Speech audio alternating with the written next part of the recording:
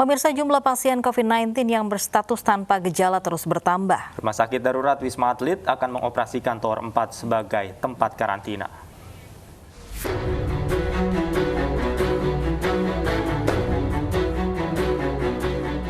Warga yang berstatus positif COVID-19 terus berdatangan ke Rumah Sakit Darurat Wisma Atlet Kemayoran, Jakarta. Sebagian besar warga positif COVID tanpa gejala ini datang untuk menjalani karantina. Saat ini, Rumah Sakit Darurat Wisma Atlet merawat lebih dari 2.200 pasien positif COVID-19.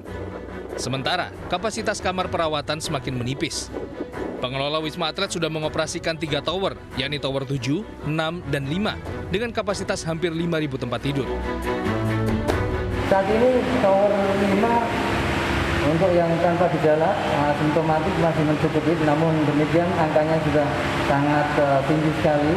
Harapan kita masyarakat yang di luar sana silakan melakukan protokol kesehatan dengan benar sehingga tidak akan menambah angka positif yang masuk ke Wisma Atlet ini. Harapan kita bahkan Tower 4 adalah tower terakhir sehingga tidak akan menambah tower lagi untuk menerima pasien yang positif.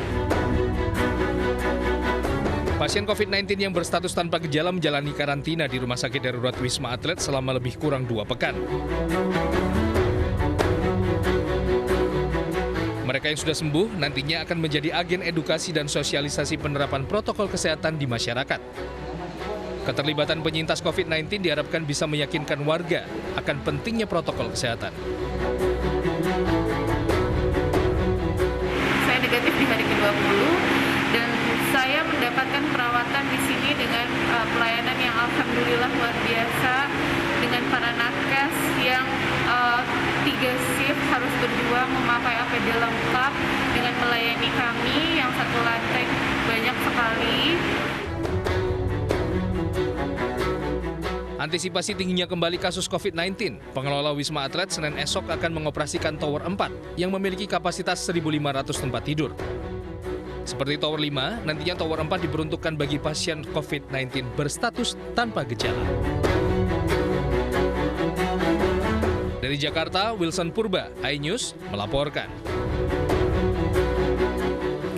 Untuk mengetahui informasi terkini dari Wisma Atlet, kita sudah bergabung dengan rekan Lineke Utsiki di sana. Lineke, persiapan apa yang sudah dilakukan di Wisma Atlet untuk mengantisipasi tambahan pasien positif COVID?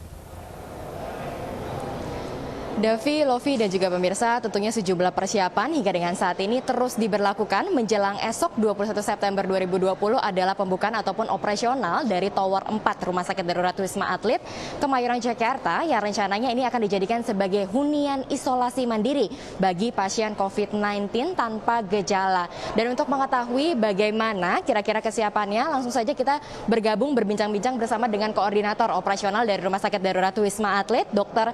Stefanus Doni. Selamat siang, dokter. Dokter, tadi kita bersama-sama sudah meninjau dari lantai 1 hingga dengan lantai 32. Ini persiapannya sudah sejauh apa, dokter? Masih ada kekurangan mungkin yang perlu dimaksimalkan?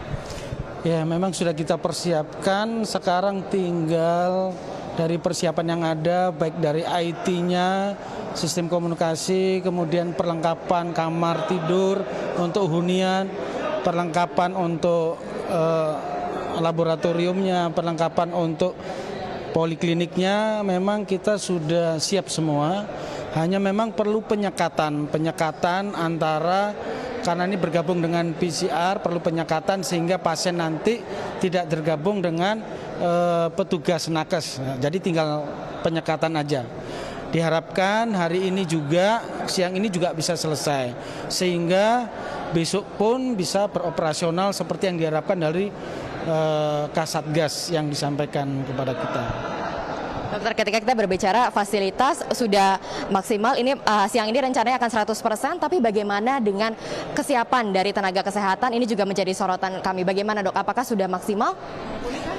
Ya, untuk tenaga kesehatan secara bertahap kita lengkapi. Memang kalau dihitung dari full kebutuhan tenaga kesehatan untuk Tower 5 kan kita butuh 450. Sementara untuk mencapai kebutuhan itu tidak bisa langsung pada hari itu juga. Dari mulai kemarin hingga saat ini memang sudah secara bertahap mereka datang untuk melengkapi kebutuhan SDM yang ada di Tower 5 ini. Jadi diharapkan nanti bertahap sesuai dengan penerimaan pasien, SDM ini bisa terpenuhi. Dr. Doni, ketika kita berbicara mengenai Tower 6-7, ini yang menjadi tempat perawatan bagi mereka pasien yang dengan gejala ringan hingga dengan sedang, tentu kan berbeda dengan tower yang ada di 4 dan 5, pasien OTG. Dengan untuk mekanisme pelayanan ataupun perawatannya sendiri, ini perbedaannya seperti apa, dokter? Mungkin boleh dijabarkan terkait dengan fasilitas dan juga pelayanannya nanti? Iya. Perbedaan yang prinsip memang kalau pada tower 6 dan 7 untuk gejala ringan sampai sedang, mereka kan mendapat terapi sesuai dengan protokol terapi yang diberikan oleh PDPI. Sementara untuk yang non gejala ini mereka mendapat vitamin, vitamin, antioksidan sama imunomodulator. Tetapi tidak mendapat terapi yang seperti pada gejala ringan dan sedang. Itu perbedaan prinsipnya. Sementara untuk hal lain seperti kegiatan hampir sama, hanya bedanya memang pada kegiatan untuk OTG ini. OTG ini ada kegiatan nanti olahraga seperti itu. Sementara kalau ringan sedang kan tidak demikian. Tapi untuk psikologi hampir sama juga. Baik, terima kasih banyak Dr. Doni atas waktu luangnya berbincang-bincang dengan iNews. Sehat selalu Dr. Stefanus Doni. Terima kasih. Davi, Lovi, dan juga pemirsa, tentunya ketika ada pasien OTG yang hendak masuk ataupun dirawat ataupun mendapatkan perawatan di Tower 4 maupun 5 di Rumah Sakit Darurat ini ada sejumlah kriteria, yakni diantara ini harus mendapatkan rekomendasi ataupun rujukan dari puskesmas ataupun pusat kesehatan primer ataupun rumah sakit setempat, dan juga harus memiliki surat keterangan tidak mampu menjalani isolasi mandiri yang diperoleh dari puskesmas. Tentunya dengan adanya Tower 4 dan Tower 5 ini sebagai antisipasi lonjakan dari kasus COVID-19 yang kalau kita lihat dalam sepekan terakhir ini menunjukkan angka peningkatan yang cukup signifikan, rata-rata per harinya ini bahkan ada 3.000 kasus COVID-19. Kembali ke Lovi dan juga Davi. Baik, terima kasih Lineke Utsiki melaporkan langsung dari Wisma Atlet Jakarta. Selain Wisma Atlet, sejumlah rumah sakit di Jakarta juga kewalahan menerima pasien COVID-19 yang berstatus tanpa gejala. Dan sudah bersama kami ada penyintas COVID-19 yang memiliki pengalaman betapa susahnya mencari rumah sakit di ibu kota. Ada Mbak Selviana. Halo, selamat siang Mbak Selvi.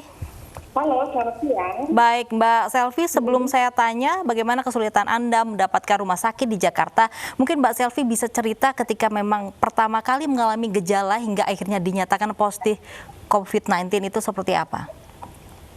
Yang waktu sebelum swab berarti ya? Iya. Sebelum swab sih aku cuma sakit tenggorokan tapi minor banget gitu loh. Jadi hampir nggak berasa. Tapi pas hari ketiga aku sempat nggak bisa nyium bau-bauan gitu. Jadi saya langsung ke rumah sakit hari itu juga. Tapi pertama rapid dulu, baru besok paginya swab. Baik, berarti sempat ke rumah sakit. Pertama kali mendapatkan rumah sakit, kemudian mendapatkan penanganan tidak, Mbak Selvi? Waktu cuma rapid sama swab ya cuma ngetes aja, cuma dites aja sih, nggak ada penanganan lebih lanjut. Terus kan setelah swab baru hasilnya keluar sehari setelahnya, baru di situ kayak ada hotline WhatsApp untuk penanganan dan konsultasi online lebih lanjut seperti itu. Setelah itu, ketika hasil swab keluar, apa yang Anda lakukan? Apakah langsung mencari rumah sakit atau mendapat rekomendasi dari orang sekeliling Anda untuk dirujuk kemana, Mbak Selvi? Ya, waktu itu akhirnya saya tanya beberapa teman yang sudah sempat sakit COVID juga. Jadi mereka menyarankan, ya udah coba di-scan dulu aja karena takutnya walaupun gejalanya ringan, takutnya di dalamnya kan kenapa-napa gitu. Jadi saya mau scan tuh waktu itu, terus saya coba telepon ke beberapa rumah sakit, termasuk rumah sakit tempat saya swab. Tapi rumah sakit tempat saya swab itu ternyata kayak mereka tuh nggak bisa kalau langsung datang gitu. Jadi konsultasi online dulu, mungkin harus rujukan atau apa, saya nggak ngerti. Terus saya telepon ke 3 rumah sakit lain yang dirujuk ke cabangnya mereka, yang mungkin itu cabangnya khusus untuk yang COVID-nya di sana semua. Tapi saat saya telepon ke cabang yang dirujuk itu juga nggak diangkat-angkat teleponnya. Jadi mungkin mereka sedang sibuk atau gimana sih. Jadi akhirnya saya dapat ke salah satu rumah sakit tempat teman saya emang bekerja di sana sebagai dokter. Baru saya ke sana dan saya ke IGD-nya gitu. Baik, Mbak Selvi, ini ada beberapa kendala ketika memang menghubungi rumah sakit. Ada alasan tidak sih dari pihak rumah sakit? Apakah memang kewalahan, ada banyaknya pasien COVID, atau seperti apa respon rumah sakit sendiri? Karena lebih tepatnya telepon yang nggak diangkat, sebenarnya nggak tahu juga sih mereka tuh kenapa, alasannya tuh kenapa gitu. Cuma yang saya lihat di tempat saya yang akhirnya ke rumah sakit itu, yang akhirnya saya dikaskan, saya yang pasti tidak bisa opname karena semua kamarnya dinyatakan full. Dan ya jadinya saya udah menyaksikan sendiri bahwa rumah sakit itu memang kewalahan sih, gitu. Mbak Selvi, boleh diceritakan total berapa kali Anda dirujuk oleh rumah sakit sehingga Anda mendapatkan rumah sakit sehingga Anda dirawat? Berapa kali? Ada 4 rumah sakit yang saya telepon sebelumnya. Ada 4 rumah sakit yang Anda telepon. Kemudian di rumah sakit keempat Anda baru mendapatkan perawatan, Mbak? Iya, betul. Nah, itu pun dengan bantuan teman Anda mungkin yang bekerja di sana, Mbak, ya? Mungkin lebih informasi sih, saya tanya, ya kalau misalnya kita nggak kenal, apakah aku juga bakal dapat perawatan COVID? Katanya sih ya dapat aja, tapi ya tetap harus ngantri di IGD gitu. Kebetulan waktu saya datang lagi sepi, jadi cuma 15 menit lah nunggunya gitu sampai saya bisa dapat kamar. Tapi itu kamar buat infus doang ya, sama menunggukan, jadi nggak bisa rawat inap. Tapi sehari setelahnya pun teman saya itu bilang bahwa untung aja kamu datangnya tuh kemarin gitu, karena hari ini pada membludak semua, satu orang tuh bisa nunggu sampai 2-3 jam, bahkan di jam 3 sore itu mereka akhirnya udah nggak bisa menerima pasien lagi gitu. Baik, ada kesulitan yang dialami Mbak Selvi, kemudian ada harapan tidak Mbak Selvi untuk warga yang mungkin sekarang sedang mengalami COVID-19 dan akan berobat ke rumah sakit, ada harapan untuk pihak rumah sakit seperti apa? Kalau menurut saya pihak rumah sakit sudah melakukan yang terbaik sih sebenarnya.